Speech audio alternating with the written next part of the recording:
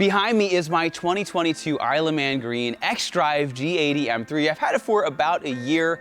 I tried to get the car right when it came out. This was one of the first X-Drives that was available in the United States. Now, that being said, when you get a car that has been just released, it's awesome because you're one of the first to get it. But one of the huge downsides is when you buy a brand new car that is just coming out, there's basically no aftermarket support. Now, when I first bought the G80 M3, I didn't really like cleaning the wheels. Here's actually what they look like. You want to take a look? As you can see, they are filthy even off the car, and they are a royal pain in the butt to clean. Now, overall, I like the styling of what BMW did, but it's a little too busy for what I'm looking for. So when an opportunity presented itself for me to run a fully forged wheel for the G80 M3, a design that was amazing, wasn't as super busy as this thing, it was easy to clean, super strong, super light, I took it. And unfortunately, it ended up being one of the worst decisions that I made for my G80 M3. But in today's video, we're gonna not only tell you why this was such a bad idea, but we're gonna tell you why I have an upgraded wheel and why I think it is the best wheel on the market. All right, let me move my 20 back in the center here for our comparison. And then we're gonna compare the 21, the 20, and the 19. All right, let's start with the 21 and talk about some of the issues that we had. First off, the fitment wasn't 100% where we needed it to be. What they did is they designed it to be more of an OEM setup so that it wouldn't rub in your fender well. The problem was it made the wheel look sunken in. For whatever reason with the G80 M3, a lot of times when you put wider tires on it or you put spacers on, you hit the fender liner. Why? I have no idea why BMW designed it like that. So they had it designed to be set in a little bit, but then it kind of looked like a factory offset. So I bumped it back out with spacers and I tore my fender liner apart. You know, it has those little ridges to protect your cooler. Yeah, I ripped them all apart. So that was issue number one.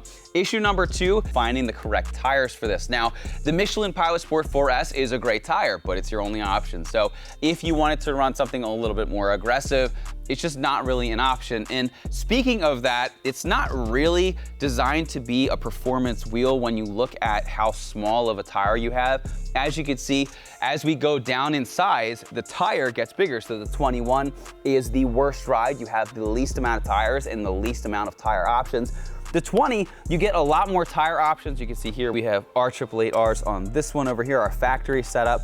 And then once you start to go to the 19, you get more and more sidewall, which is going to give you better grip and handling. Now, another thing that I like about the 19s is that the tires, you have a lot more choices and they're significantly less expensive when you compare them to a 20 or a 21-inch wheel. Now, these tires, I forget off the top of my head, but it was like $1,800 or $1,900 for one set of tires, no discount or anything like that. And they're hard to get. So sometimes you might have to get them at multiple stores because there's such limited availability because it's such a weird size because not many people are running. I mean, unless you're running like a McLaren or something like that. And speaking of, we just walked over because we were curious what size tires it runs. This only runs a 19.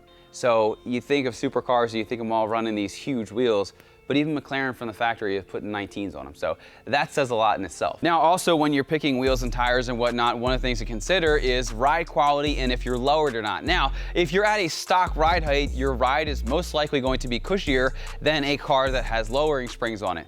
Now, since I lowered my car, the ride gets a little bit more harsh, and then you add this, it gets a lot more harsh. Now, when you go up to a 20 with a little bit bigger sidewall, it's going to soften it, and then you're gonna get the absolute best ride out of anything when you go to a 19.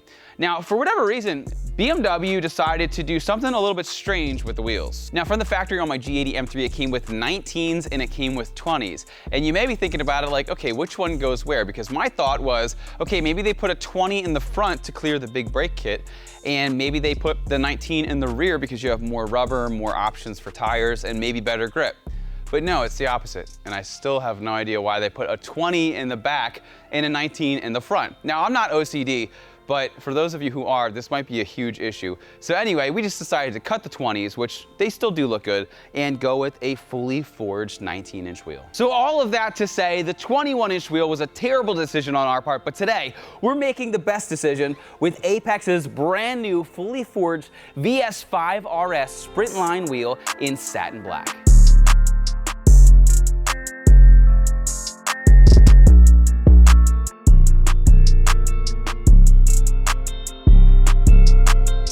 All right, so as you can see, we have them mounted up on the car. We do have different sizes. We're gonna talk about the wheel size, the tire size for the front and rear because they are different. So in the front with the VS5 RS, we went with a 19 by 10 with a 12 offset. And then for the tire size, it is a 285/35/19. So plenty of cushion, plenty of grip. As you can see, we did go with the Continental Extreme Contact. One of the cool things about the G80 M3, this one specifically, is that it is all-wheel drive. And we did some testing and these definitely stick. We were gonna get the Michelins because we normally get the Michelins. We had the Michelins on that. We had the Michelins on the F80 M3, but the BMW Performance Center, all they run is Continental. I have Continental on the 335. I have it on the M340. I think I have them on my wife's X7 as well. I really like Continental. So I was like, you know what? Not many people go with these, so I wanna make sure that we try them out. And so far, we are super happy with them. Now, a few things I love about these wheels. First off, I love the GT4 look. That's kind of what these resemble to me. I've always wanted this style, and these are such a cool wheel, and they are super easy to clean. Look at this, especially compared to this. Come on, BMW, what are you thinking?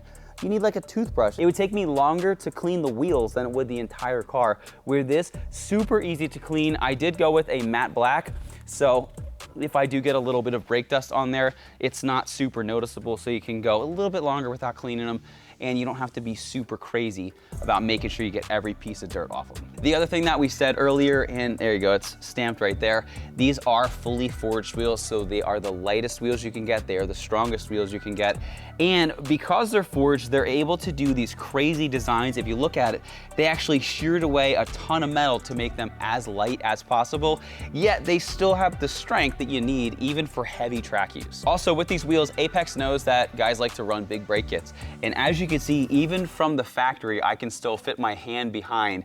They try to make it so that you can run as big of a brake caliper as possible with the smallest wheel to make sure you're getting the best performance possible. And then in the rear, just to make sure we had a little bit more grip, we went with a 19 by 11 with a 22 offset, and we have a 295/35/19.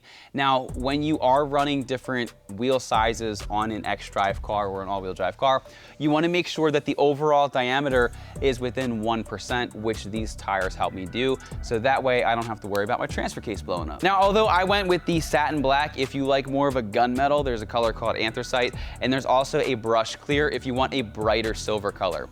Now, if you are going to be tracking your car, one of the reasons that we love Apex is that there's knurling inside of the bead, and basically what that does is it helps the tire to stick to the wheel and make sure that it doesn't move. What Apex does is they specifically don't paint it. Let me show you an example of what that looks like. So a lot of companies, what they'll do is they will actually paint the silver part, which makes this part not as aggressive. However, with Apex, they leave it unpainted so that this is as rough as possible to make sure your tire isn't going to slip. And last but not least, they weigh about 18 pounds, obviously without the tire, so they are super light. So I've done too much talking. Let's put this back on the car, take it outside, and show you what they look like.